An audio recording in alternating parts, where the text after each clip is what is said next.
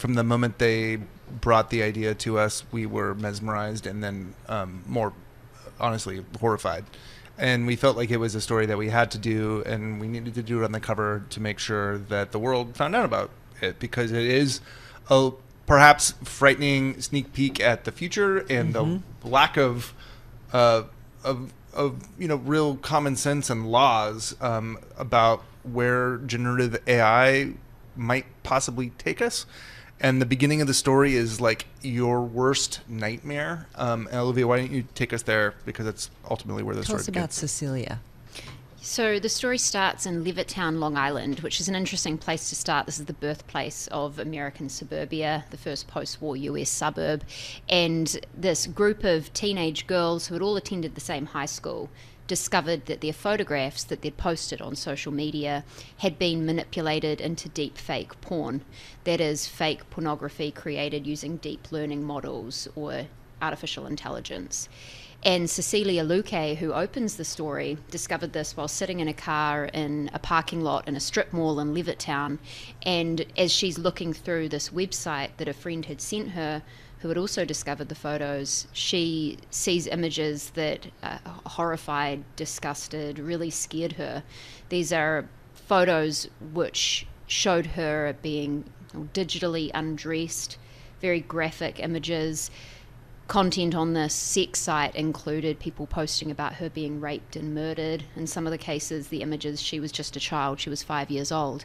And she also saw photos of friends of hers who attended the same school. And it was that night, New Year's Eve of 2020, that news of this website and these deepfake images really spread across this suburb in Long Island. Not them at all. In other words, those images obviously altered, right? And they knew it. Like, they went through it and they're like, but not obvious to anyone else. Exactly. And that's where the horrifying part comes in. Go ahead, Olivia. Yeah, I was going to just say that for the woman now, because they're 22, 23, at the time they were 18 or 19 years old, and the scariest thing was looking at these photos where they'd been undressed and realizing that they look real enough that anybody else who sees them is going to believe it really actually is their bodies. So for Cecilia, it was looking at this nude image and knowing that the breasts weren't hers, right, but also realizing that most people who saw this image would think that they were. So Margi, let's bring you into this, an incredible story. So, not a problem. You call the police and you say, this isn't me, and it's done, and they take it down, right? It's that easy. I'm being sarcastic.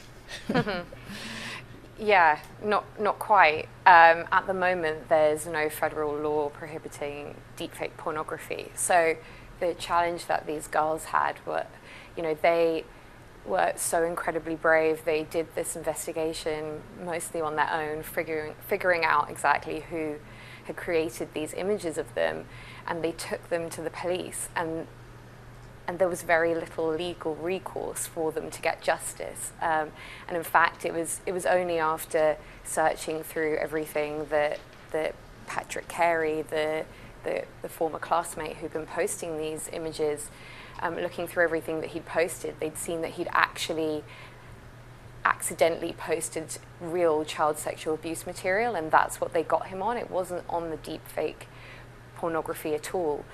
And that's an issue, that's a frustration being felt by women around the world, even though certain states in the US do have laws around deepfake pornography. It's just so patchwork across the US, and internationally there are issues with the law as well, because the technology is just advanced just at such a breakneck speed.